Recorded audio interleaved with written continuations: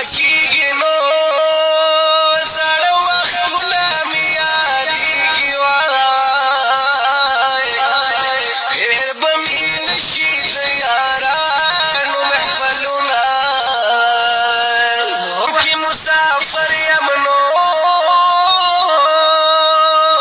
و په ټینشنونو باندې سر یمه د خپله کوره در په در یمه نه په روژه نه په اختر یمه زه د اختر په ورځ ډیوټۍ لسمه وایي خلک پراته ټول په دیرو دي نو یا مسافر ټول په شوګیرو دي وای